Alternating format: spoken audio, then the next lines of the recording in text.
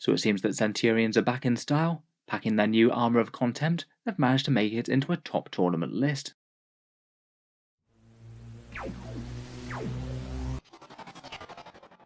Hello and welcome back to Auspex Tactics, where today we're talking Centurions and going over a really cool Space Marine army list where they did some serious work, with Mr. Stephen Box of Vanguard Tactics missing out on victory at a massive tournament by the slimmest of slim margins. It's very cool to see Assault Centurions being a true force to be reckoned with on the table once more. So I thought we'd talk through some of the advantages and disadvantages of running them as a unit, and then look at how they're put to work by a top tournament player in this very cool Blood Angels list. So Assault Centurions were certainly one of the titanically scary units of 8th edition. They seemed just very undercosted for both their defense and massive offensive abilities, but in 9th edition they just weren't quite so lucky. They went up in points a fair bit, but perhaps more importantly didn't get the core keyword when that was rolled out to Codex Space Marines, meaning that a lot of their most important synergies and even delivery mechanisms weren't able to be used, things like using a chaplain to get a 7-inch charge out of Deep Strike for chapters like Raven Guard.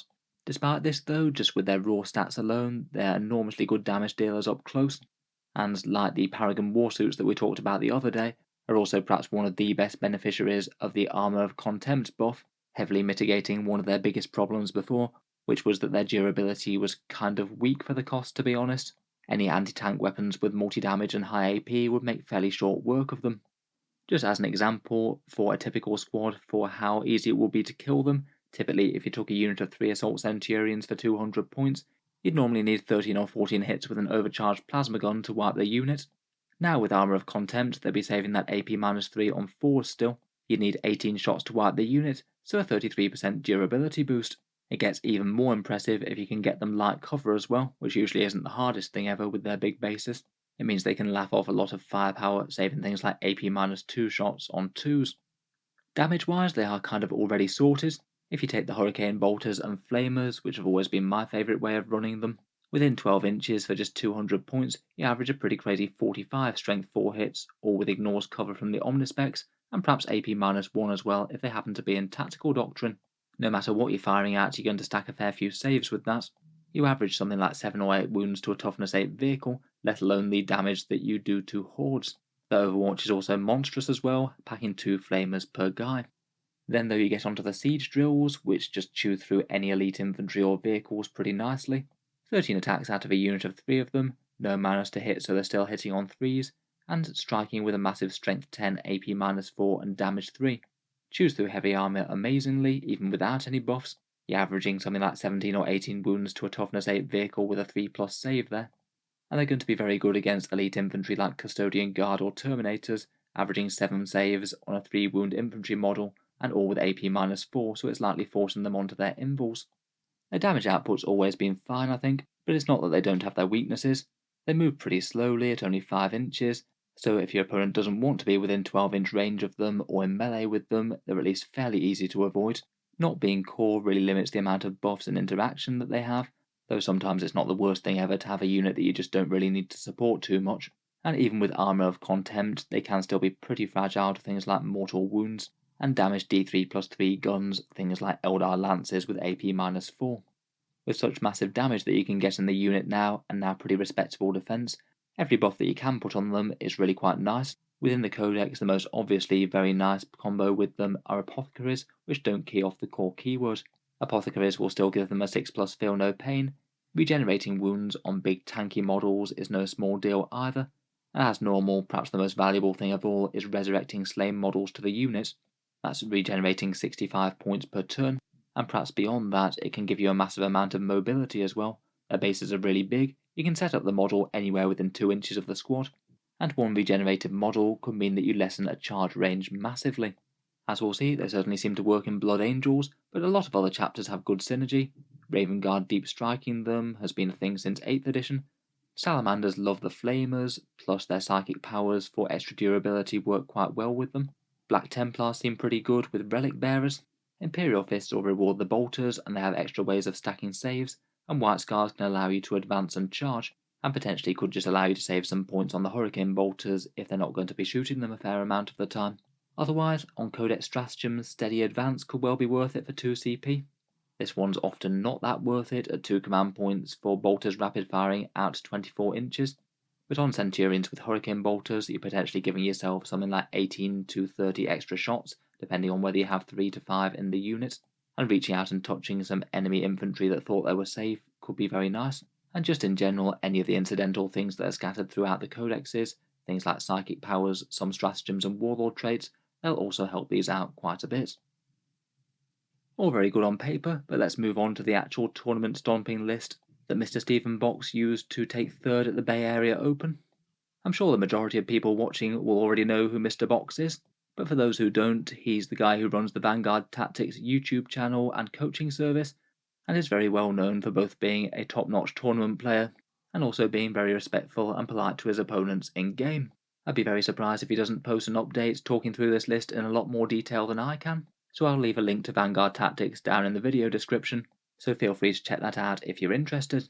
He'll obviously know a lot more about how his own list works.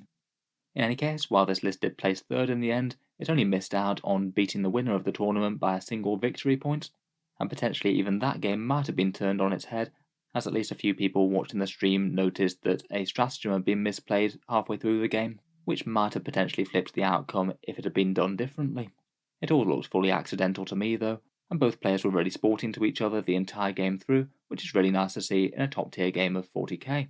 I'll leave a link to the streamed game down in the video description if you want to see the list in action.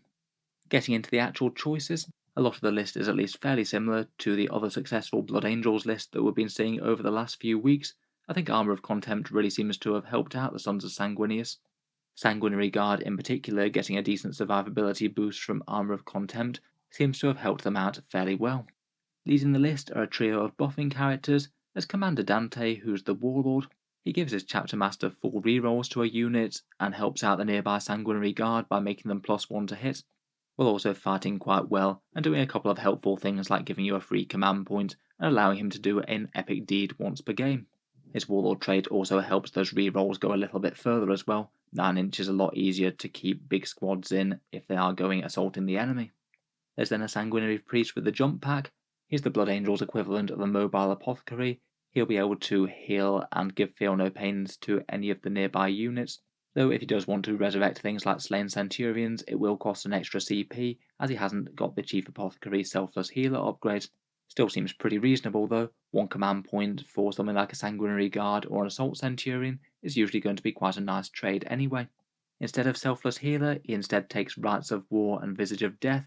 Rites of War giving an aura of Obsec, and Visage of Death makes him a little bit harder to hit, as well as more importantly removing Obsec from nearby enemy units. So basically if he's standing dead center on an objective, then that objective is effectively his, as he'll have Obsec and the opponent won't. Not a bad combo to have going around on a support piece. Next there's the Sanguinary Ancient, who can give one squad +1 to hit. He has Soul Warden for an aura of mortal wound protection, and takes the very common choice of the Wrath of Baal to give an aura of +2 movement to jump infantry, making the threat range of things like the Sanguinary Guard and Death Company pretty immense. For the main battle line of the list, there's 3 units of 7 Sanguinary Guard, all with Yon Carmine swords. Fairly spectacular damage output against just about everything, never mind all the powerful buffs that they can get, +1 to hit either from Dante or the Ancient, rerolling 1s or everything with Dante, and getting into the Assault Doctrine nice and early with the Sanguinary Priest. Their 2+ armor save works great with Armor of Contempt, and they're decently hard to shift at range or in melee. There's then 3 squads of Objective Takers, 1 unit of Assault Intercessors, which could be quite nice for a cheap home field objective, and then 2 units of Incursors to screen or hold the midfield. They can still pack a charge threat with Blood Angels, and interestingly one of them's also picked up the Quake Bolts, one of the Blood Angels' unique relics where if you ping this into an enemy unit, that unit counts as felled, and all of your attacks in melee give you +1 to hit. Quite funny that if you use the Ancient's buff on the Death Company and then also charge them into a felled unit, you'd have those Thunderhammers hitting on 2s. Then, and perhaps the most exciting bit of the list for me, are the Assault Centurions. Not content with a unit of 3, there's a big unit of 5 of these guys. They're armed with the Siege Drills, Hurricane Bolters and Flamers. We've already talked about their damage output earlier in the video, though with Blood Angels it gets potentially even nastier. They'll have +1 to their charge rolls to deliver them into melee, and when they get there they'll be +1 to wound as well. Strength 10 with +1 to wound should be wounding everything on 2s, unless it's got something like Transhuman. When they're in the Assault Doctrine, they also get a +1 attack each as well, just to add insult to injury and AP -5 for any high save stuff.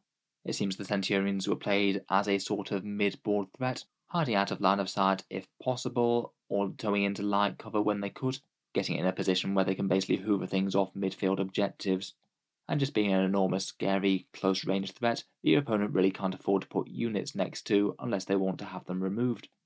Then there's a unit of 5 Death Company, 4 with Thunderhammers and 1 with a Chainsword. They could potentially be a decent target for Forlorn Fury. If you wanted a heavy-hitting jump pack Alpha Strike that could bound up the board, maybe chain 1 back so you could throw the buffs in the command phase onto them to make them hit harder, and then jump up into the opponent and wreck face. They'll get 16 Thunderhammer attacks in a single turn, 20 if they're in the Assault Doctrine, and well capable of obliterating most heavily armoured threats in a single round of combat. Finally, and another fun choice to see in a competitive list, are 6 Assault Marines. I've barely seen any people run Assault Marines in competitive lists for a while, but I have noticed that Mr. Box has run them before. They do seem to have found a niche within this list, as there's no elite slots left available within the battalion.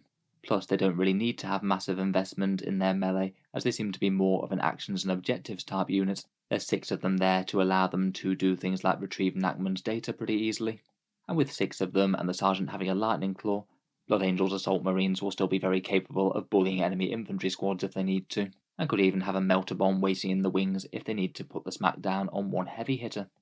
Again, Armour of Contempt made them just a little bit better for their role, making them a bit tougher despite lack of an invul, particularly if they can drop themselves down into some light cover.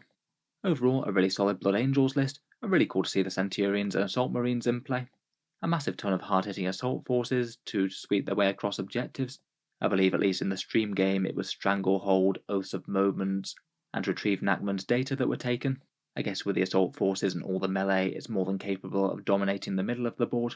And with 3 OBSEC troops units and the Assault Marines, retrieving Nachman's data shouldn't be too hard either. So anyway, could some prominent use of Centurions change your mind on them, or whether or not you might want to experiment with them in a Space Marine list? Certainly look forward to hearing your thoughts and ideas down in the comments below. Or do you think they're perhaps still too slow or not durable enough for use in your chapter? If you've enjoyed the video, feel free to subscribe to Auspex Tactics, and as I mentioned, feel free to check out Vanguard Tactics or the stream down in the video description. And finally, if you'd like to help support the channel, I will just quickly mention the Auspex Tactics Patreon page, which you can also find down in the video description as well. All the daily YouTube videos do take an awful lot of time to make, so if you are enjoying quite a bit, any support is massively appreciated. Channel patrons do get a fair few advantages, including seeing certain videos early, regular votes to see what sort of things happen next on the channel, and automatic entry into the regular prize giveaways with the chance to win some really big model kits each month. If any of that sounds good to you, or you'd just like to help support, the link is down in the video description. In any case, a massive thank you for listening, and I'll hope to see you guys next time.